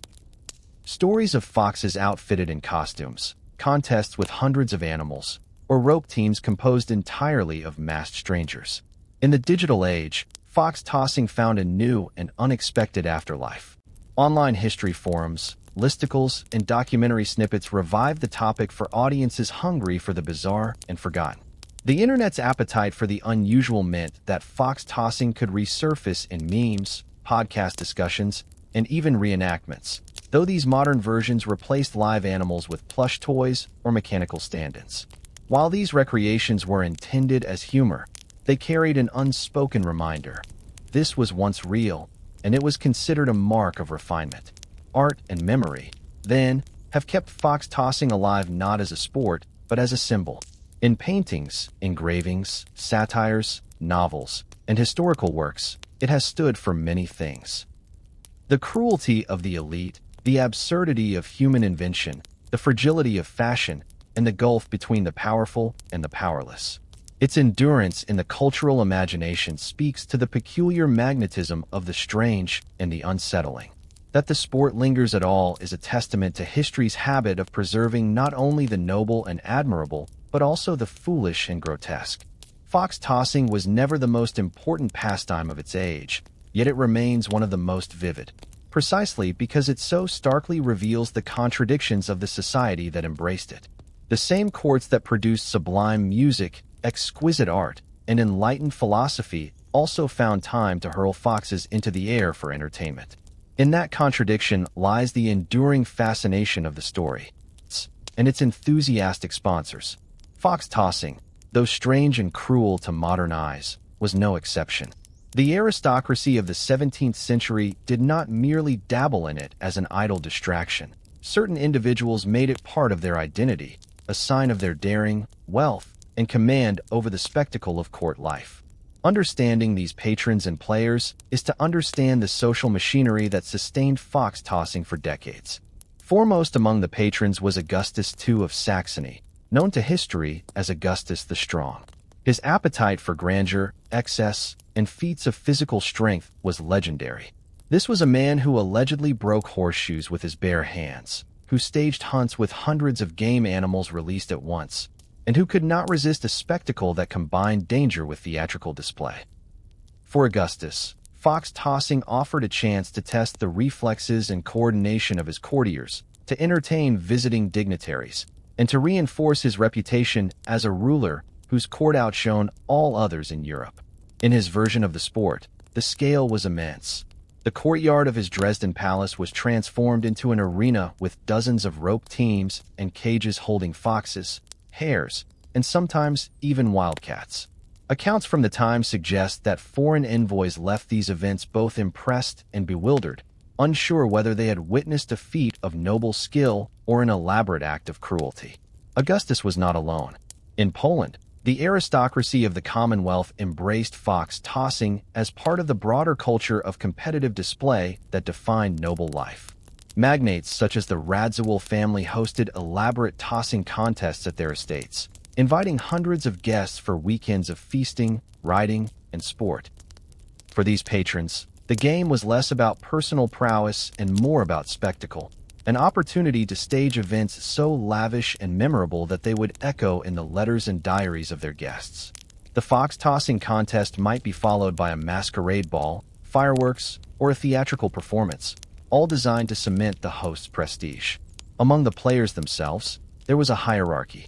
At the top were the skilled tossers, men and women who had mastered the timing and coordination needed to launch a fox high into the air without losing their grip or stumbling backward. In some courts, a player's reputation at the rope could rival their standing at the card table or the hunting lodge. A successful toss that sent the animal soaring to impressive heights could earn cheers, wagers, and invitations to other prestigious events. These players sometimes trained together, practicing with weighted sacks or bundles of cloth to perfect their technique before the main event. Below them were the casual participants, courtiers and guests who joined in for the novelty. Many lacked the strength or agility for impressive tosses, but their presence on the field was part of the spectacle. In an age when aristocratic life was as much about being seen as about personal enjoyment, taking part in the game, however clumsily, signaled membership in the exclusive circle that could afford such entertainments. The sight of a richly dressed noblewoman laughing as she and her partner attempted an uncoordinated toss was as much a part of the day's amusement as the high-flying foxes themselves. There were also those whose participation was less voluntary. Servants and lower-ranking attendants were often drafted to assist, either in managing the animals, resetting the ropes, or cleaning the courtyard between rounds. While the nobles played, these workers ensured that the game continued smoothly, their labor invisible to the spectators except when a fox escaped and had to be recaptured. These moments of chaos sometimes brought rare flashes of unscripted humor, as servants and players alike scrambled to corner the agile animals. Not all patrons and players were unthinking in their enthusiasm. Some, particularly in the later years of the sport's popularity, began to question its morality. Diaries and correspondence from the period contained the occasional note of discomfort, a courtier expressing distaste at the injuries suffered by the animals, or a guest writing that the laughter of the crowd seemed forced after a particularly violent toss. In certain circles, declining to participate could be framed as a mark of refinement, a signal that one's pleasures had evolved beyond the rougher entertainments of the past. Yet this was a delicate stance to take.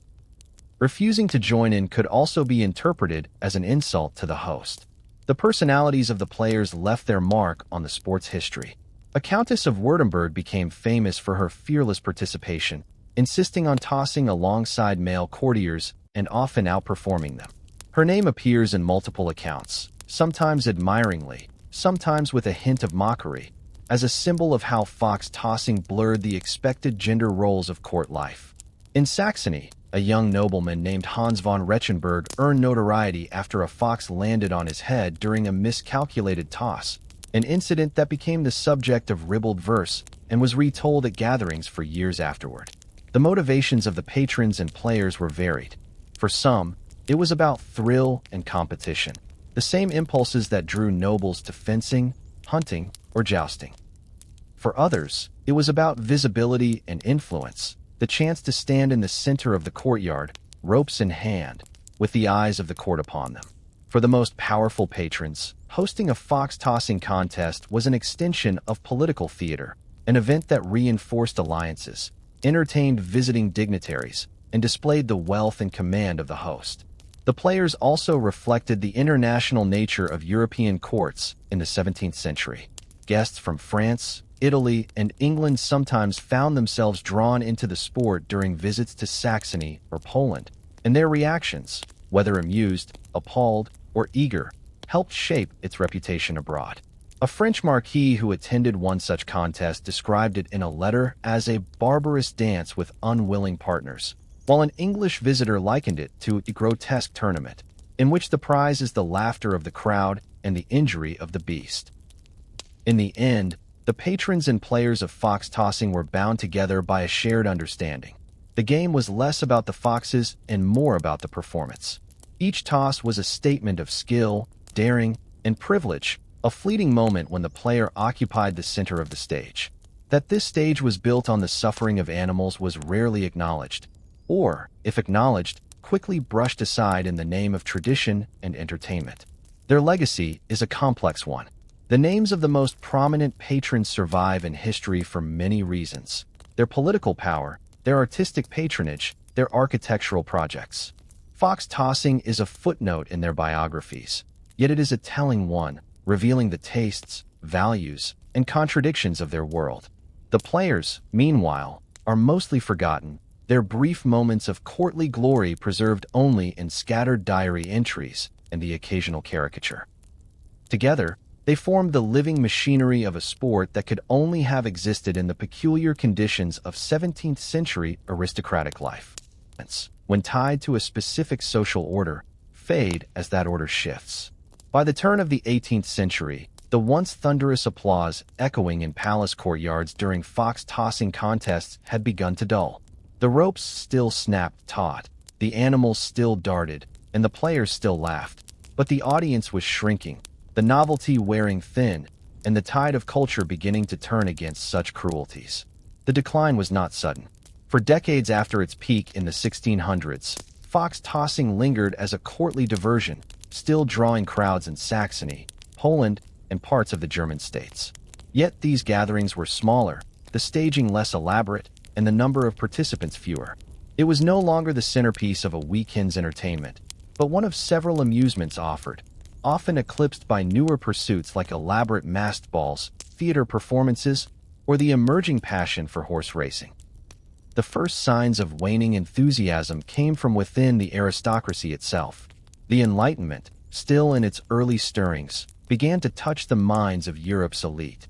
Philosophers, writers, and reformers started to speak, cautiously at first, about the moral obligations of humanity toward animals. In salons and private letters, educated nobles debated whether cruelty for sport reflected poorly on a society claiming to be civilized. Fox tossing, with its overt violence and the clear distress of its unwilling participants, became an easy target for critics seeking examples of outdated barbarism. These criticisms were amplified by the changing tastes of the court. In the 17th century, physical displays of dominance over nature, hunting, animal combat, and fox tossing, were central to the aristocratic image. By the early 18th century, however, refinement and controlled elegance were becoming the markers of high culture. The same courtiers who once competed to toss a fox the highest now preferred to display their skill in dance, music, or the art of conversation. The rope, with its jarring snap and unpredictable results, seemed increasingly coarse compared to the precision of a minuet or the wit of a well-placed epigram. Practical challenges also contributed to the sport's decline. Procuring live foxes in large numbers was not always easy, and with growing pressure on rural lands for farming and forestry, wild populations in some areas dwindled.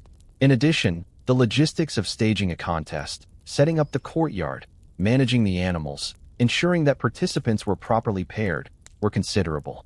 For a host seeking to impress, it was often simpler to commission a play, arrange a masked procession, or sponsor a music recital than to orchestrate a fox-tossing event. The spread of printed materials played a subtle role as well. Travel accounts, letters, and illustrated books carried descriptions of fox tossing to audiences far beyond the courts that practiced it. While some readers were intrigued, many reacted with horror or disdain. Foreign commentators, especially from England and France, mocked the sport as proof of Germanic backwardness. Such ridicule stung, particularly for courts that prided themselves on sophistication and modernity.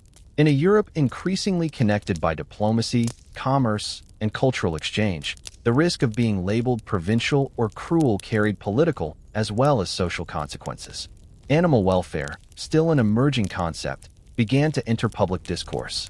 Though formal societies for the prevention of cruelty to animals were still decades away, sermons and pamphlets occasionally condemned blood sports, linking them to moral decay. In this new framework, fox tossing was grouped alongside bear baiting, cockfighting, and other amusements that reformers sought to eliminate. While these voices were far from dominant, they gained enough traction to make some hosts reconsider whether such games reflected the image they wished to project. Individual incidents also hastened the sport's retreat. Accidents, long an accepted risk, became harder to justify. Accounts survive of injuries to noble participants, broken arms from rope mishandling, concussions from falling animals, even deaths from trampling when startled foxes charged through the crowd. In a culture obsessed with honor and reputation, such mishaps were embarrassing, especially if they befell someone of high rank. Hosts faced not only the loss of prestige, but also the potential for political fallout if a valued ally or visiting dignitary was harmed. The death of key patrons marked another turning point. Augustus the Strong, perhaps the sport's most famous champion, died in 1733. Without his extravagant sponsorship, fox tossing in Saxony lost much of its momentum. Other courts that had followed his lead found their enthusiasm waning without the competitive drive to outdo his spectacles. In Poland, political instability in the mid-18th century diverted noble attention from leisure toward more pressing concerns. The great tossing contests of earlier decades dwindled to small, private affairs, and in some places vanished entirely. By mid-century, fox tossing had become a relic, remembered fondly by some, criticized by others, and ignored by many. It persisted longest in rural estates far from the scrutiny of fashionable capitals, where tradition held more sway and the appetite for rustic sport remained. Here, without the grand courtyards and orchestras of its courtly heyday, the game was a rougher, humbler affair, stripped of much of its pageantry. For these participants, it was less about prestige and more about the simple thrill of the toss, though the moral tide was no more favorable. In the annals of aristocratic leisure, fox tossing's decline was neither dramatic nor abrupt. It faded the way many traditions do, eroded by changing tastes, challenged by evolving moral standards, and ultimately abandoned when it no longer served the needs or desires of its practitioners. Yet its disappearance was also a sign of deeper transformations sweeping through Europe. The gradual move from a world where power was displayed through dominance over nature to one where power sought to cloak itself in reason, culture, and restraint. For those who had once been its champions, the end of fox tossing was not necessarily mourned. Many simply moved on to other diversions, their memories of the sport folded into the broader tapestry of court life. A few chroniclers noted its passing, often with a tone of nostalgia for the exuberance of earlier days, but also with an acknowledgement that the world had changed. What had once seemed daring and exhilarating now felt coarse and outdated, a vestige of an age when the boundaries between sport, cruelty, and spectacle were drawn differently.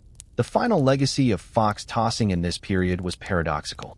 In fading from practice, it entered the realm of curiosity, a subject for gossip, travel literature, and later, historical inquiry. The very qualities that made it unacceptable to a more refined 18th century sensibility ensured its survival as a fascinating, if troubling, window into the past. Readers in Paris or London might shudder at the descriptions, but they also devoured them, as if to reassure themselves of their own moral progress by peering into what they saw as a more barbarous age. By the close of the century, the tossing ropes had been put away. The courtyards no longer rang with the combined cries of animals and spectators, and the sport survived only in memory and on the pages of those who had seen it firsthand.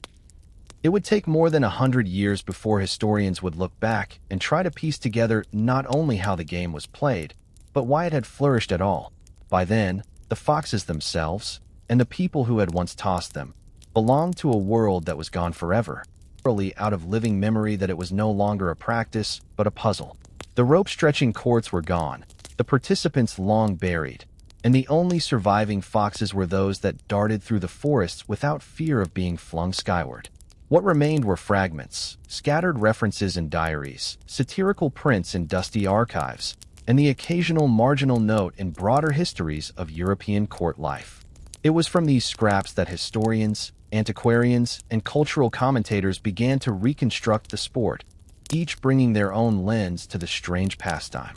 The earliest chroniclers of fox tossing's history were moralists, writing in the early to mid-19th century, who used the practice as an object lesson in the follies of aristocracy.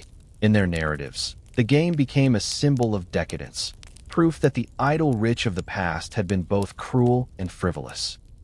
They wrote with indignation, describing noblemen laughing as terrified foxes were launched into the air, and women in silks leaning forward eagerly to see the height of the toss.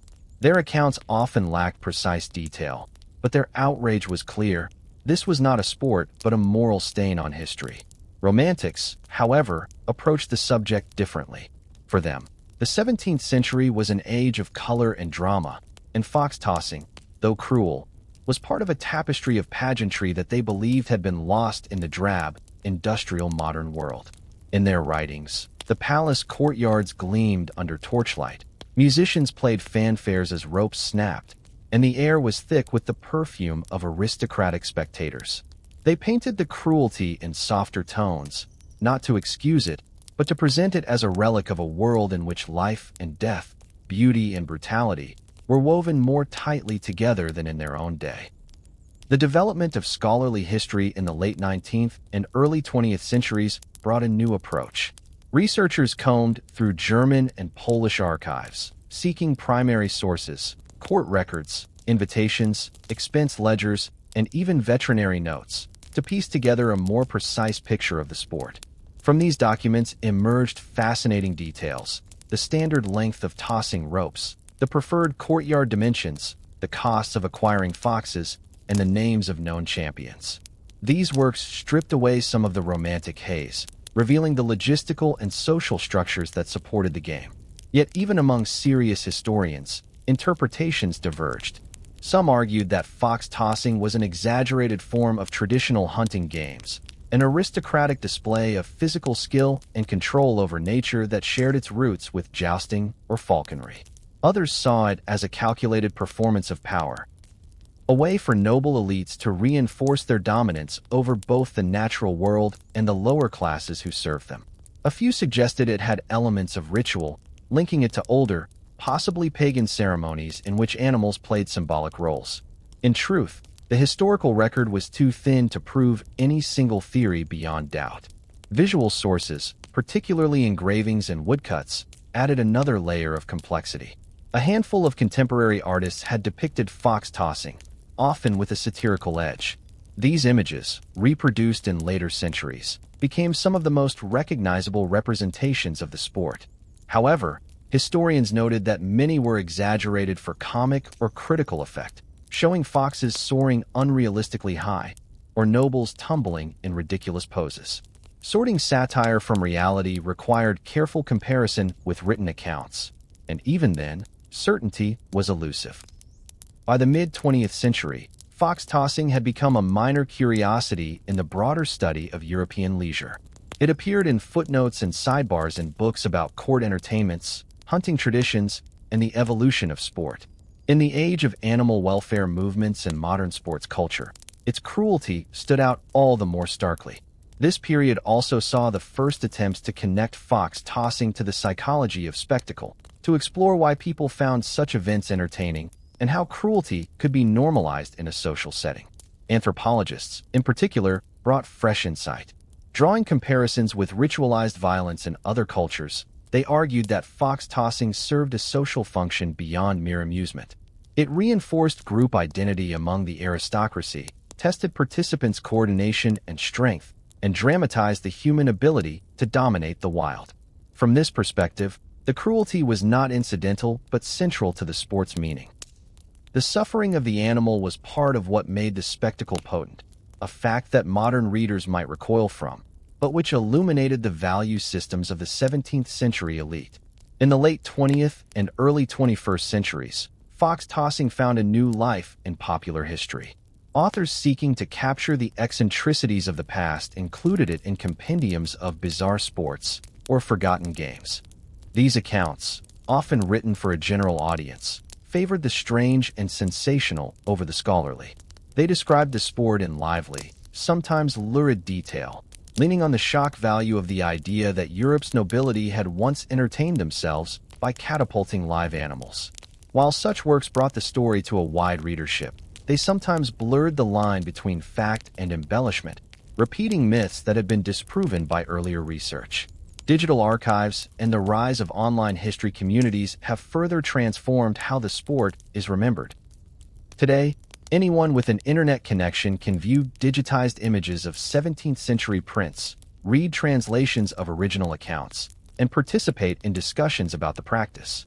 This democratization of sources has led to new debates, some questioning whether fox tossing was as widespread as once believed, others uncovering obscure references that suggest regional variations in how the game was played. The conversation is no longer limited to academics. History enthusiasts, animal rights advocates, and even reenactment groups have weighed in. One of the most striking aspects of the modern discourse is the tension between fascination and repulsion. On one hand, fox tossing is undeniably a window into the cultural and psychological world of early modern Europe. It reveals the values, entertainments, and hierarchies of the time in vivid detail. On the other hand, its cruelty is impossible to ignore. This dual reaction, the pull of curiosity and the push of moral judgment, is what keeps the subject alive in historical imagination. For historians, the challenge is to tell the story without flattening it into caricature, to acknowledge both the strangeness and the normality of fox tossing in its own time, to avoid the easy trap of viewing the past solely through the lens of modern morality, while also refusing to excuse its darker aspects. This balance is difficult, but it is what gives the study of such practices its power, the chance to understand a world both alien and intimately connected to our own. Today, fox tossing occupies a small but persistent niche in the history of leisure and spectacle. It is unlikely to fade entirely, for it satisfies a certain hunger in the human imagination, the same impulse that draws us to stories of gladiators, duels, and other vanished forms of high-stakes entertainment. It reminds us that the past was not merely a place of quaint customs and elegant manners, but also of brutality woven into the fabric of celebration. And in this way, the historian's work is never done. Each generation approaches the story of fox tossing differently, reshaping it in light of new evidence, new theories, and new moral sensibilities. The sport itself may have been forgotten for centuries, but as long as there is an appetite for the odd, the cruel, and the instructive tales of history, the image of a fox arcing through the torchlit air of a palace courtyard will continue to flicker in the collective imagination, a reminder that the past, no matter how strange, is never as far away as it seems. Centuries ago, but the impulse that created it has not disappeared. Human societies, across time and geography, have always sought entertainment that blurs the line between skill and cruelty, performance and peril. The forms have changed. Gladiatorial combat gave way to bullfighting, public executions to blood sports, and eventually, in many places, to sanitized contests that no longer involve mortal stakes. Yet the fascination with danger, the spectacle of domination, and the ritualized display of strength endure in altered guises. The ghost of fox tossing still lingers, not in the act itself, but in the patterns of human behavior it revealed. In examining those patterns, it is tempting to imagine that we have evolved beyond the need to make entertainment out of suffering. The progress of animal welfare laws, the moral campaigns against cruelty, and the rise of sports governed by rules and referees all suggest that societies have grown more humane. Yet even in the 21st century, there are echoes. Rodeos, in which animals are wrestled, lassoed, or spurred into bucking frenzies, remain popular in parts of the world. Spectacles involving trained animals, from circus acts to marine parks, still stir debate about the balance between amusement and ethics. And in digital spaces, millions watch videos where the suffering of animals, sometimes staged, is passed off as accidental or natural. In this way, fox tossing becomes more than a curiosity of 17th-century Europe. It becomes a mirror, one that reflects not only the values of a distant aristocracy, but the enduring human appetite for control over nature, the thrill of the unpredictable, and the pleasure found in displays of physical skill. For the nobles who gripped the tossing ropes, the arc of the fox through the air was as much about their own prowess as it was about the animal's fate.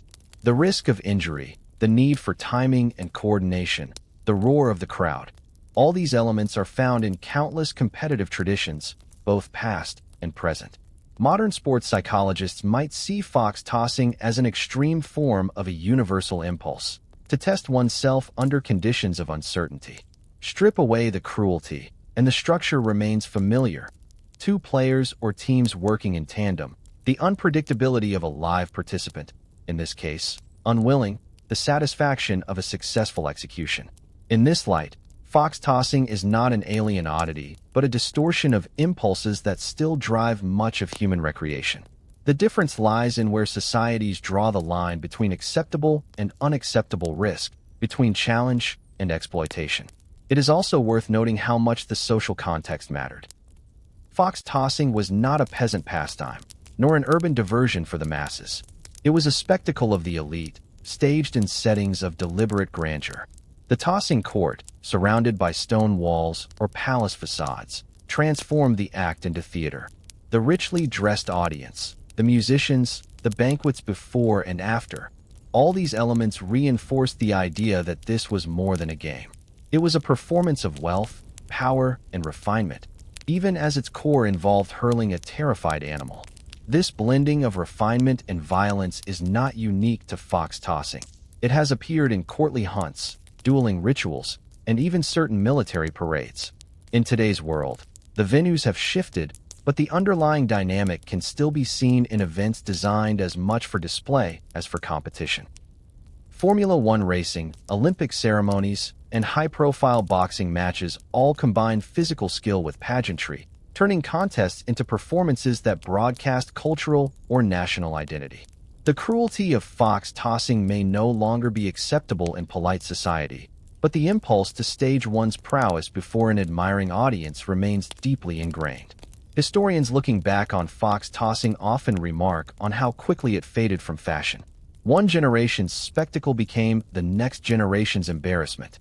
By the early 18th century, shifting tastes, evolving ideas about cruelty, and perhaps the simple novelty wearing off had relegated the sport to the fringes. This, too, is a pattern visible today. Activities once embraced with enthusiasm can, within decades, become morally indefensible or socially irrelevant. The arc from popularity to abandonment is part of the life cycle of public entertainments. And yet, the memory of such practices persists, not only in archives, but in cultural cautionary tales. Fox tossing has become shorthand, in certain scholarly circles, for the way societies can normalize cruelty when it is dressed in the robes of tradition and spectacle. It is a reminder that morality is often not a fixed compass but a shifting tide, influenced by status, environment, and the slow accumulation of new values. In this way, studying the sport is not merely about reconstructing a bizarre pastime. It is about understanding how people, then and now, reconcile pleasure with ethics. There is also the matter of selective memory. While fox tossing is now remembered primarily for its cruelty, contemporary participants may not have thought of it that way. In their worldview, foxes were vermin, threats to poultry and small livestock. Using them in sport was not an act of sadism, but of practicality dressed as play. This does not excuse the practice, but it does complicate our understanding. It raises questions about which of our own entertainment's future generations will judge as callous or barbaric, and how we will be remembered in turn. If there is a lesson to be drawn, it is that the line between harmless play and harmful spectacle is both fragile and subjective. The same court that saw elegance in fox tossing might have viewed other forms of violence, such as street brawls or public whippings, as crude or disgraceful. The difference was not in the harm inflicted, but in the way it was framed, who participated, and who watched. This framing, the careful construction of spectacle, remains as relevant in modern entertainment as it was in the courtyards of Saxony and Poland. Ultimately, Fox tossing belongs to a category of historical practices that are both fascinating and deeply uncomfortable. They remind us that human culture is capable of producing beauty and cruelty in the same moment, and that the desire to display skill and dominance can sometimes outweigh empathy. The sport's disappearance is a testament to changing values, but its memory is a warning that the trappings of sophistication can mask acts that, in the cold light of history, seem indefensible. As the 21st century grapples with its own ethical frontiers, from the treatment of animals in entertainment to the ways we use technology to simulate violence, fox tossing serves as a case study in the long arc of moral evolution. It challenges us to ask not only how far we have come, but whether we are truly free from the impulses that once filled palace courtyards with laughter, music, and the fluttering panic of a fox in flight. In that question lies the enduring relevance of this forgotten sport. It is not merely a relic of 17th century Europe, but a thread in the tapestry of human behavior, one that wins its way into the present. To study it is to confront the paradox of human ingenuity, our ability to transform even cruelty into ceremony, to weave spectacle out of suffering, and to convince ourselves, if only for a moment, that such acts are worthy of applause. Both fascination and unease. Fox tossing, with its mingling of aristocratic splendor and calculated cruelty, is a reminder that the past is neither wholly alien nor wholly familiar. Its ceremonies, music, and courtly dress might seem distant from our own time. Yet the human impulses that birthed the sport, the thirst for spectacle, the urge to display mastery, the readiness to turn living beings into symbols, are still alive beneath new veneers. We can, perhaps too easily, imagine the rustle of silk sleeves as ropes tighten, the sharp intake of breath from a gathered crowd as the fox arcs into the air, the roar of approval as it lands, and the game begins again. But this ease of imagination is precisely why the story matters. To dismiss fox tossing as a bizarre footnote in history is to overlook its function as a mirror. It reflects how power can normalize cruelty, how tradition can sanctify harm, and how beauty can coexist, unervingly, with violence. The sport's elaborate staging did not erase the suffering at its core. It only reframed it into something palatable for the elite. In this way, fox tossing is a study in moral camouflage, where refinement cloaks brutality and entertainment drowns out empathy. The disappearance of the sport by the early 18th century was not the product of sudden moral awakening alone. Tastes shifted, political landscapes changed, and new amusements emerged to replace the old. Yet its fading from the cultural stage hints at a slow, uneven evolution in human values, a growing discomfort with spectacles that derive their thrill from suffering. This evolution was neither universal nor complete. Other blood sports persisted, some surviving into modern times, reshaped but not erased. The legacy of fox tossing is thus twofold. It is evidence of how far we have traveled toward compassion, and a warning of how easily the journey can be reversed. In our own age, we like to believe that our entertainments are cleaner, more humane. We have rules to protect athletes, safeguards to prevent harm, and laws that shield animals from needless suffering. Yet the spectacle remains, often hinging on simulated danger or choreographed conflict. Even in virtual spaces, audiences flock to watch risk, humiliation, or distress, albeit digitized and distanced. The difference between then and now is not the death of the impulse, but its transformation. Fox tossing has become an anachronism, but the emotional architecture that supported it still underlies much of our public amusements. Studying the sport today also prompts reflection on selective memory. For its participants, fox tossing may have been a source of camaraderie, skill, and social display, not a moral transgression. Their worldview, shaped by the norms of the time, framed foxes as pests and the sport as harmless fun. This should not excuse the cruelty, but it should complicate our judgment, reminding us that our own cultural practices will one day be examined under the same uncompromising lens of hindsight. What seems ordinary now may, in the future, be met with disbelief or condemnation. In the end, the story of fox tossing is not simply about the hurling of animals into the air. It is about the hurling of moral boundaries, the testing of where pleasure ends and cruelty begins. It is a story about how humans create, adapt, and abandon rituals, how we adorn our instincts with ceremony, how we strive to impress each other, sometimes at the expense of compassion. Its courtyards are empty now, its ropes long since rotted away, but the questions it raises remain alive, circling our own arenas, our screens, and our collective conscience. We may never toss foxes again, but the impulse to turn life into spectacle, to dress dominance in silk and call it sport, still walks beside us. Whether we step away from it or into it depends not on the ghosts of the past, but on the choices we make in the present. In that choice lies the true weight of the toss.